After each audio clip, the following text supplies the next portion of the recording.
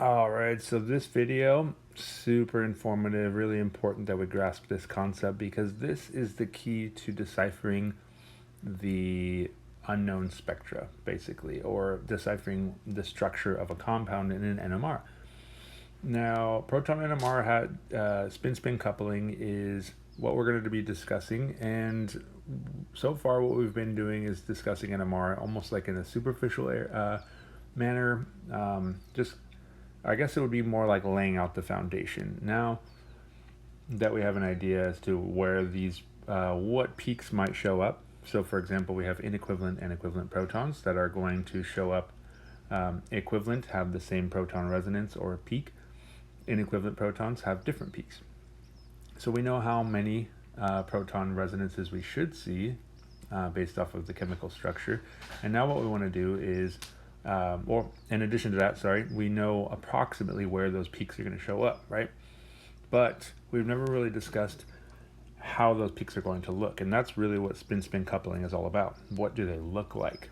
And it's really informative because they have spin-spin coupling is basically the effect of the proton in question based off, or the effect that the surrounding protons have on the proton in question. So you'll see what I mean in a second. Let's say we have this compound right here.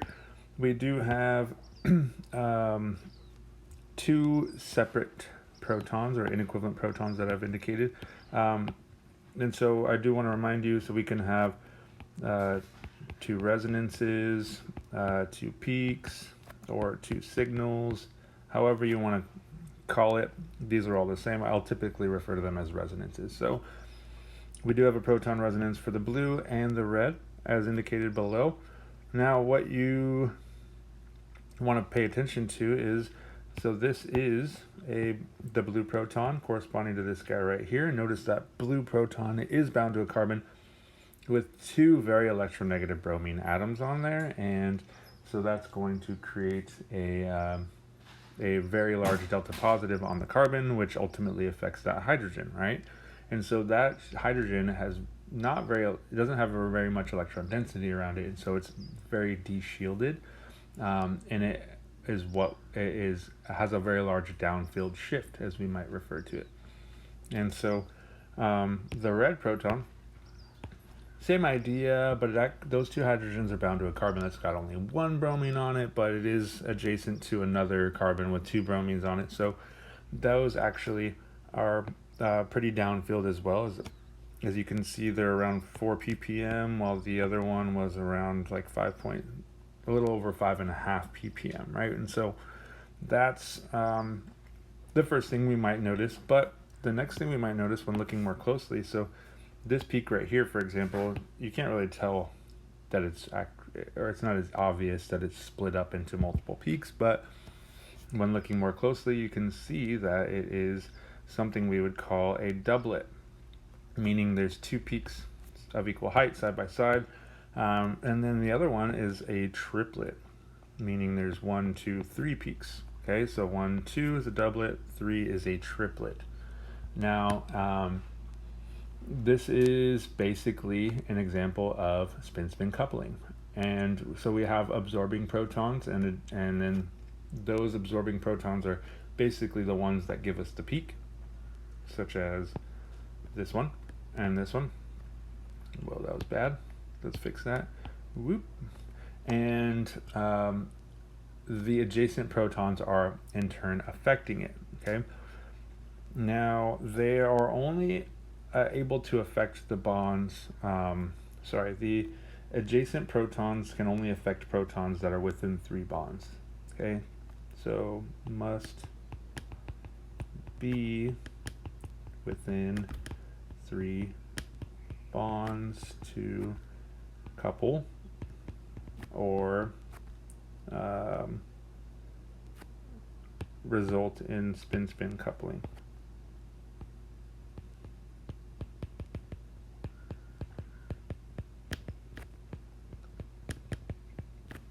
Okay, now obviously we're going to explain this further. Okay, so how do we get a doublet and how do we get a triplet? That is the question. So doublet first. Say, what? How do we get a doublet? Let me know. All right, I'm going to copy it. I don't need to copy and paste that. That's fine. So what we've got is a bromine. And then we've got another bromine. Let me draw this bad boy out real quick. And we've got these red hydrogens, okay? So let's focus on the red ones because those are the ones that show up as a doublet, right? Okay, so these ones, in this case, we will identify as the absorbing protons, absorbing H's, while the blue one is the adjacent. Okay, now the first thing you want to notice is they are within, let's see, what can we use? Green, we'll use a fluorescent green, little lime green. That is within 1, 2, 3 bonds of the other hydrogen, so it can technically result in spin-spin coupling. Okay, and that's basically the carbons must be adjacent to one another, because if they're further than that, then they're not going to be, they're going to be too far. Okay, so how do we get this doublet? All right, so it is important to know basically that when we have an applied magnetic field, B naught, these particular protons, this guy right here, the blue one. This blue proton does have its own magnetic field, and that magnetic field is felt by the adjacent absorbing red protons. Now let's take a look at how that affects its NMR. Okay, so let's say we have our nuclei in the presence of an applied magnetic field. We already discussed that we can have the basically aligning of those nuclei with or against the applied magnetic field, and now this is going to be the case both for the red protons as well as the blue protons, but since we're focusing on the absorbing protons, the red ones, and where that chemical shift is going to show up, then we really need to think about how a chemical shift is affected based off of the experience of the magnetic field. So what I mean by that is, let's say these red protons did not have anything around it. They would just show up as a singlet, okay, at probably somewhere really far downfield, because it's bound to a bromine or a carbon with a bromine, and which is next to a carbon with 2 bromines. Okay, so that's going to be at wherever it is, but there would be no spin-spin coupling if there's no adjacent protons. But since there is these blue protons right here, then what we need to do is think about how those blue proton's magnetic field, its own magnetic field, will affect the absorbing proton's experience, or like how much of the magnetic field it sees or feels. So remember, when we talk about shielding and deshielding, it's ultimately if the applied magnetic field is felt very strongly, then we have a downfield shift. If we have electron density that's kind of deshielding it, so it's almost opposing the applied magnetic field, then we have an upfield shift for the proton resonance. And that's exactly what we see in spin-spin coupling. If we have the nucleus of, or like the proton in question, the adjacent one, if that applied magnetic field is, if that induced magnetic field is oriented in the same direction as the applied magnetic field, then it reinforces the applied magnetic field. So it's almost like adding on top of that strength of the magnetic field, and so that's going to shift it downfield.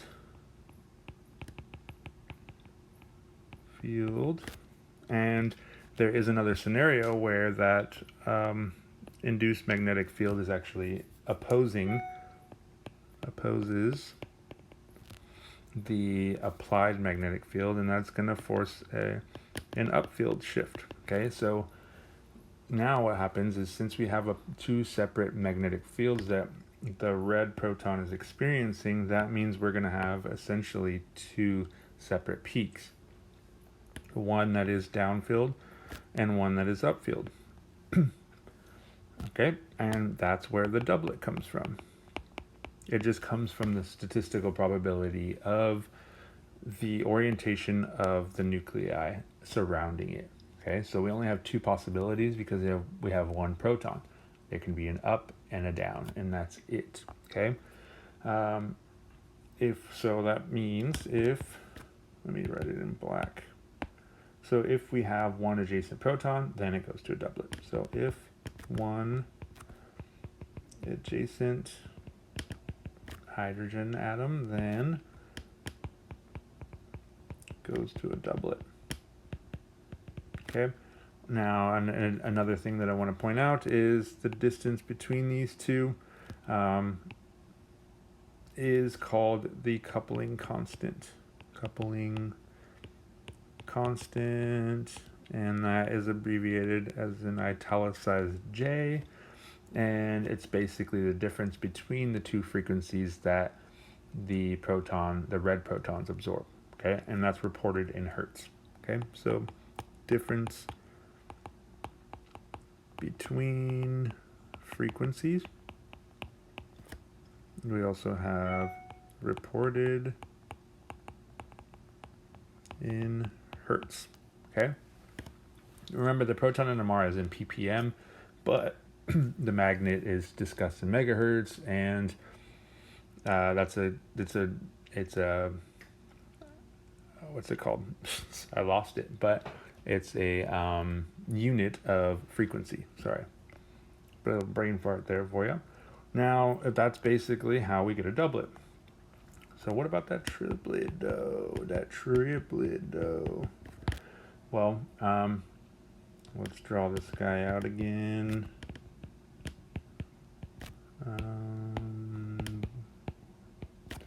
Blue proton, red proton. Now these red ones are not the absorbing protons, they are the adjacent protons, and the blue one is the absorbing proton. Okay, now what we can do here is discuss it in the same manner. So we do have an applied magnetic field, and we do have the nuclei of the red protons are either going to be opposing or reinforcing, or some combination thereof. Okay, so the reason why I say some combination thereof is because we have two now. So whereas before we only had one, and so we had up or down. Now we can have up, up, down, down, or up, down, or down, up. Okay, so let's say we start off as a singlet with those blue protons if there's nothing around it, right? But now we do have a different scenario where the nuclei both reinforce, so reinforce, and then we have a scenario where they both oppose, right? Oppose. And then we also have two different scenarios that are equal. So we have where one of them opposes and then one of them reinforces, or we have the other one, or basically where it's swapped, right? So those ones are definitely equivalent in energy or in the frequency that's absorbed, because they are equal but opposite. Okay. Now what's going to result in this is the fact that we have three different scenarios or three different magnetic fields that the blue protons will absorb. We will have 1, 2, 3 different peaks. Okay, and so notice this one right here is higher. I intentionally did that because there's two scenarios or arrangements of the magnetic field for the protons, and that are going to absorb at that frequency, and that ratio is going to be a 1 to 2 to 1 ratio. Now the reason why I mentioned this is because if you see three peaks right next to each other of equal height, then they could be singlets, right? And so the typical the way that triplets show up is if you have two adjacent protons, right? And then you'll get a triplet, and that triplet is going to show up in a relative peak height of a 1 to 2 to 1. And ultimately, really what it looks like is like that. Kind of like you're just holding up the 3. The finger, your fingers is showing the number 3. And so that is basically a simple breakdown of spin-spin coupling, right? Now there is a trend that we see here. So NMR coupling in general, you don't have to necessarily think about all of the possibilities. What you can do is just understand that there is a formula, right? So first, basically for a set of n non-equivalent protons, n non-equivalent H's, they split the signal of nearby protons, nearby H's, into n plus 1 peaks. Okay? And remember, you have to be within 3 bonds. Okay, and then in addition to that, we also want to note that equivalent protons don't couple.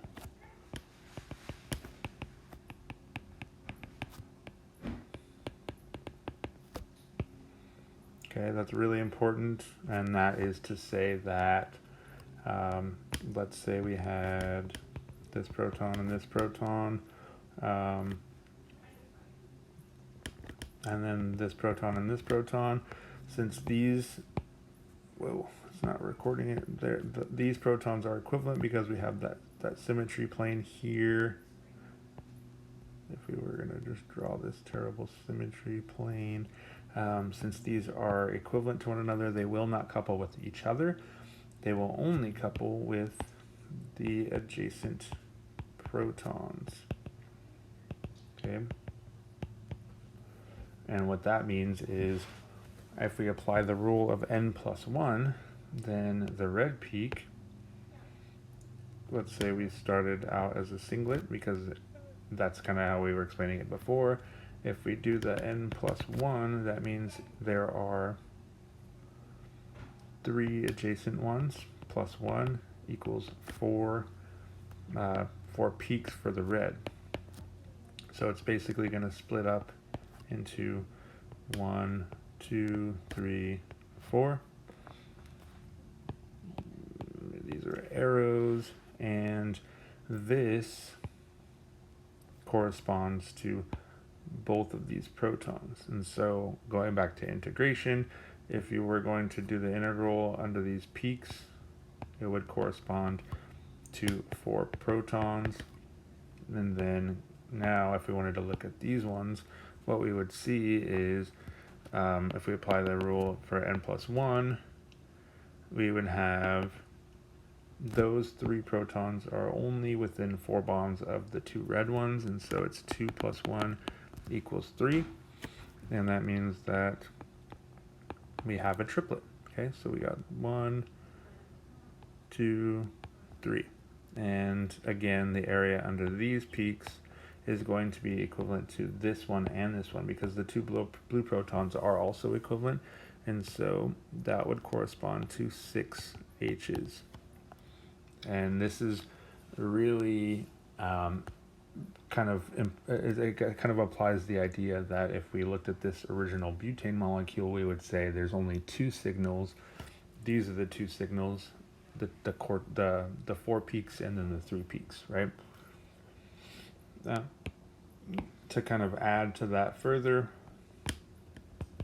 a scenario where they are 4 bonds away, we could have HA and HB, And if we count the number of bonds, we start here where the hydrogen is. So that's 1, 2, 3, 4 bonds away before it actually reaches its buddy, and therefore it does not couple. HA and HB don't couple. They're too far. Okay. Now, this stuff up here can easily be broken down into a little chart real quick. So, number of peaks that we see, and the name associated with that. So we don't just call that 4 peaks and 3 peaks. We call it a quartet and a triplet. Okay, just like we had a singlet and a doublet. So 1, we already said that's a singlet. That's abbreviated as an S usually if we're discussing this in short form. 2 is a doublet. We already said that. That's a D. 3 is a triplet. That is a lowercase t, specifically like that font too, with the little like swoopy swoop on the bottom. Swoop, swoop-a-doop, swoop-a-doop, swoop-a-doop-a-doop-a-doop. There's a quartet. That's when you have 4 peaks. So that's what this is called up here, the red one. Now we've also got 5, which is a quintet. We've got 6, which is a sextet. We've got 7, which is a septet. And then we've got greater than 7. That's just called a multiplet, because by that time it's just crazy. Okay, and that's actually abbreviated with an M. These ones can obviously, or all of these can obviously pose a problem in terms of abbreviating, and so it's not as obvious. You can't just say Q because that applies to quartet and quintet, or sextet is also an S as well as septet. So that's pretty much it, the names of those peaks, but now let's talk about how we might form them, right? The only way we can form a singlet is if we have nothing next to it. The way we form a doublet is if we're next to 1. The way we form a triplet is if we're next to 2.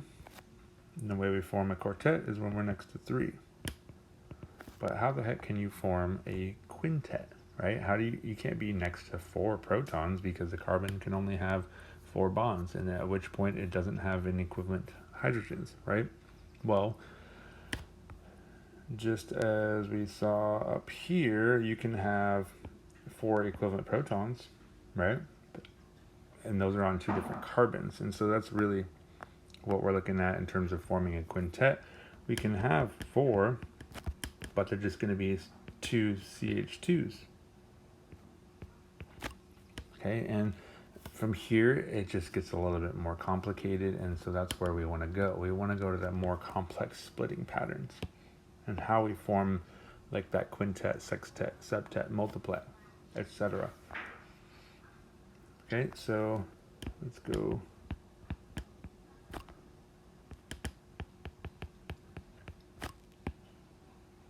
Complex splitting.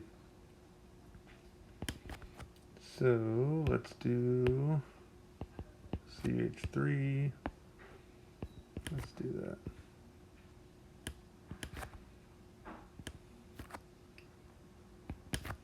Let me fill in these color-coded protons just because I find it, well, hopefully it's helpful. All right, so let's label, this is HA, this is HB, green is HC, okay? So now let's say we are focusing only on the blue ones, right? So like as before we were saying, hey, that blue one is the absorbing proton. Okay, so absorbing, and these guys are the adjacent protons, right? Okay, so adjacent. They are also all inequivalent. right? So they are able to actually couple. So what we want to look at is something that's called a J tree. J tree. So remember, J corresponds to the coupling constant, and so that's basically the result of spin-spin coupling. So I gotta charge this really quick. So, all right, let's take a look. So let's say we had our blue protons next to nothing. We would have a singlet. Okay. Now, they are next to something, however, and let's just focus on the red protons, HA. So, since HA, remember the formula n+1 equals, n is the adjacent protons, so n is 3 in this case, plus 1 equals 4 peaks, which should arise from coupling with the blue, and so that's what we will draw. 1, 2, 3, and 4. Now the relative peak height is again related to that statistical probability of having different magnetic environments. So you have up, up, down, down, or up, down, or down, up, etc. Now, so that's 4 based off of the coupling with red. And now what we do here is we have to take a look at the green, because those green are in fact coupling with the blue protons as well. And the way we determine the splitting pattern from this crazy environment of being surrounded by inequivalent protons is basically you just apply that rule of n+1 again. So this time there's 2 green protons, so there's 2 plus 1, which is 3 peaks. And the way we do this is we basically split each of these peaks into 3 now. Okay? And that's going to look like this. So we know that the relative peak height of these guys is 1 to 2 to 1, right? Whoa. 1 to 2 to 1, and there you have it. So this is basically a breakdown of what those protons could potentially look like. Okay, now how many peaks do we have total? I kind of want to highlight all of these in blue because these are the blue peaks. This is basically what the blue proton splitting pattern would look like, but the underlying color, the green or the red, is an indication of the, like, basically that's the coupling, the result of coupling with that proton. So what we have is 12 peaks here, right? So 1, 2, 3, 4, 5, 6, 7, 8, 9, 10, 11, 12. Okay, so the number of peaks actually corresponds to n+1, and then you can say times n+1, but some books say m+1 because that's a separate set of protons. Okay, so in this case it was 4 times 3, which was equal to 12, and that's exactly what we got. It is important to say that that's only if we have, or unless we have similar J values.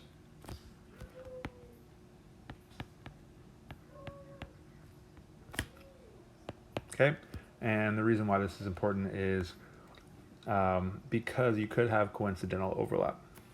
So let's say, well, let me point out first, or remind you what the coupling constants are, or what the J values are.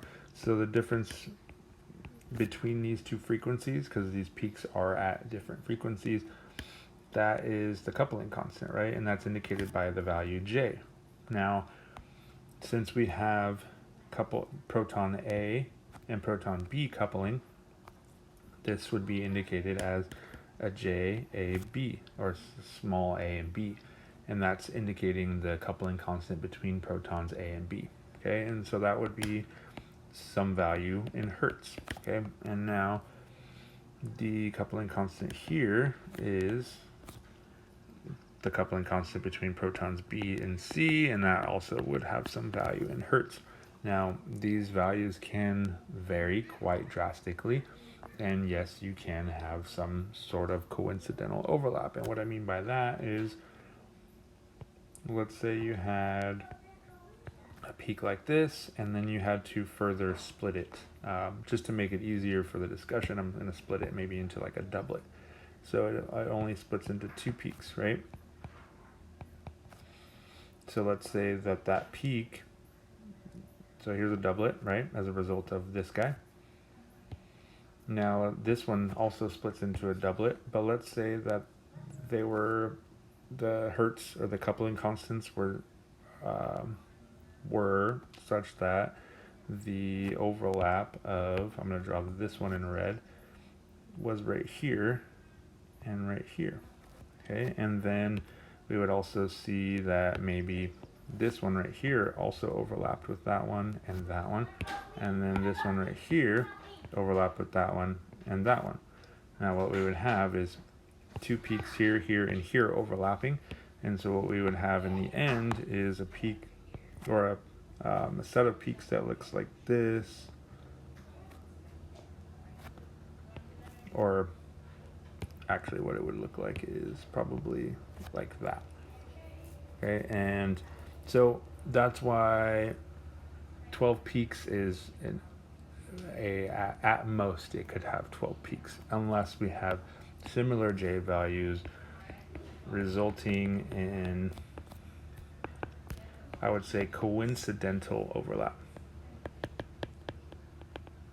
They just happen to absorb the same frequency as one another. All right, so the last thing we want to discuss is the idea of spin-spin coupling. Spin-spin coupling with alkenes.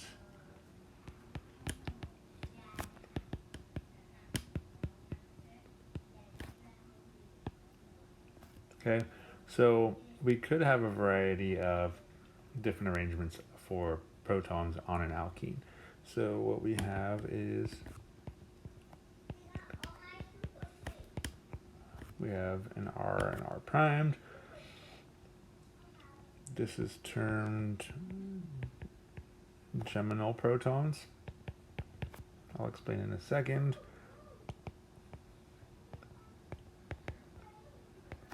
We have hydrogen here, hydrogen here. These are termed cis protons, right? That. And then we have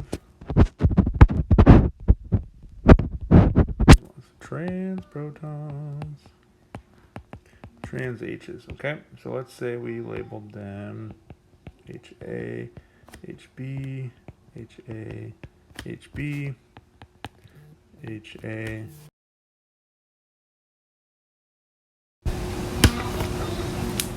and HB. Okay, so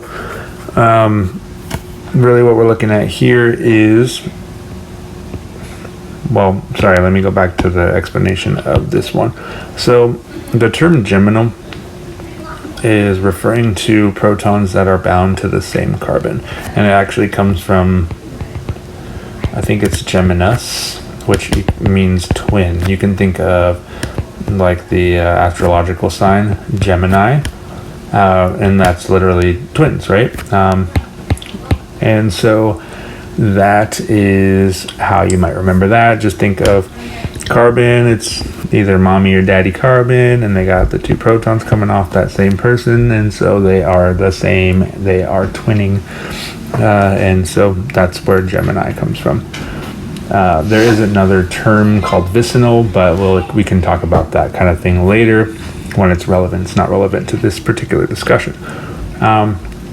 The reason why we're bringing this up is because the magnitude of the coupling constant is actually dependent on whether or not it's geminal, cis, or trans. So for geminal protons, the coupling constant is between 0 and 3 hertz. So you might not even see the fact that they are splitting even if A and B are different, because obviously 0, right? And it's a little bit bigger for J cis protons, the J coupling, sorry, it's going to be between 5 and 10 hertz. And then J trans coupling constant is going to be greater as well, which is between 11 and 18 hertz. Okay, so what we mean by that is if HA and HB are different on all of these, then they will couple with one another, and they will give, since they are adjacent to one proton, they will give a doublet, right? Now, that doublet is going to look like this, and then the distance between that is the J value. And that's, in the case of trans, it's between 11 and 18 hertz, okay? And so that's really all we're saying. Now let's take a look at, let me move this for you down a little bit. We'll come to this one in a little bit. Now, this is the NMR spectrum of a particular compound that does have more or less that same setup. Okay, we've got these guys are geminal. Okay, and then we've got these guys are cis, and then we got these guys which are trans, right?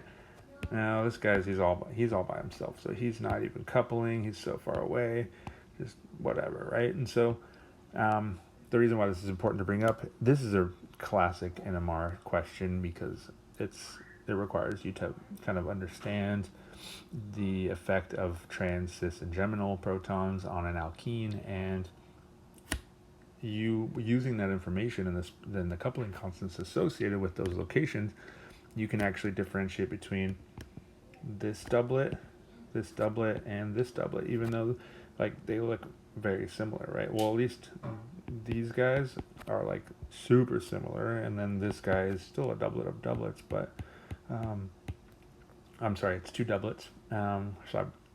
So what we have, oh no, I was right. Sorry, it's a doublet of doublets. So let's focus on HD first, okay? Now HD is here, and HD is cis. Well, let me do it like this with the same format. We'll go like this. So J cis coupling constant with C. So it's going to be J C D coupling constant. Now those are cis, right? And so that's going to show up between 5 and 10 hertz. Okay. And it's also trans to HB. So we're going to have an additional coupling constant, J trans, where J, B, and D are coupling, and that's going to be 11 to 18 hertz, as you saw up here. Okay? All right, so right off the bat, we can see that D has the greater spacing in between those protons, or these peaks, these resonances. And so these ones are much closer together, and that's an indication that that would represent the trans proton. Okay? Now it's also, so B is technically trans to D and also has the same type of coupling constants, but HD is actually much closer to that electronegative atom, and so therefore it's going to be shifted more downfield.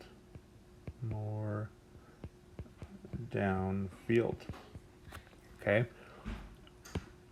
That was too thick of a writing, so more downfield. Okay. Now that's helpful information if you didn't even know that was HD, right? But we're working kind of backwards just to observe, and then you can start sort of decipher these unknown puzzles in the end. So when it comes to HB and C, you can see that these are very, very similar, right? So the only difference is going to be the fact that HB has a trans HD proton, while HC has a cis HD proton coupling and then HB proton coupling. And so rather than going through all of those explicitly, there is a nice little chart here for you. So you can see that these approximate coupling constants, so JBC, JCD, and JBD, are 1.2, 6.5, and 14. So those all fall within the range given above. And the way we would break it down is with the J trees. So if we have HD, HB, and HC, we really have to be able to determine approximately where HD is at least, and then HB and C, we would have to try and figure out, because they're so similar in terms of like magnetic environment and chemical environment, they're just as far away from the oxygen as the other, and so we might not be able to differentiate in terms of like ppm how far they would be downfield. And so the way we would differentiate between HB and C on the proton NMR spectrum is using coupling constants. Okay, so again, HD splits first with D. So we have this BD coupling constant, which is 14 hertz. That's why this is so far. And then each of these splits by 6.5 hertz. That's the CD coupling constant, right? And so, as you can see, that's not as big as the 14. And it's also the same coupling constant here as well. Okay? Now, one thing that I want to mention is that I did briefly mention it before, since C is coupling with D and D is coupling with C, those coupling constants are going to be the same. So that JCD coupling constant applies over here when we're looking at proton C as well. So that's actually 6.5 as well. Okay, but so now to look further at those coupling constants, we can see that HC is coupling with HB in a geminal manner, and that's very, very small at 1.2. So that's why we don't see much splitting here, and that is actually what tells us in the end that this is HC as opposed to this one. It might be hard to differentiate otherwise, but we can do it based off of the coupling constant. Okay, so we can see that the distance between here is very large, and it happens to be 14 hertz. Okay, now I want to be again explicit about that coupling constant. So notice the coupling constant right here. This is the 14 hertz, right? Notice that 14 hertz bisects the double bond. I'm sorry, not the double bond, the doublet. And so when you're measuring hertz values or coupling constants, you have to go in between those peaks. The same thing here. This distance and this distance is that 14 hertz. Okay? But then we can also analyze this one and realize that that is the 1.2 hertz. Okay, so since the 1.2 hertz matches up with the 1.2 hertz here, we know that these are coupling with one another. And since the 14 hertz matches up with the 14 hertz over here, we know that these are coupling with one another. And that's kind of how you map out your compound. Because if we didn't have an idea what the structure was, we would at least know that those are close enough to couple with one another because they have the exact same coupling constant. And it would make sense. We can see that they are doublets resulting from that coupling, and so we can assume that HB would be one proton and HD would be one proton, thus giving it a doublet. Okay? And that's pretty much, it is called, where is it at? Where did I write it? Yeah, complex splitting.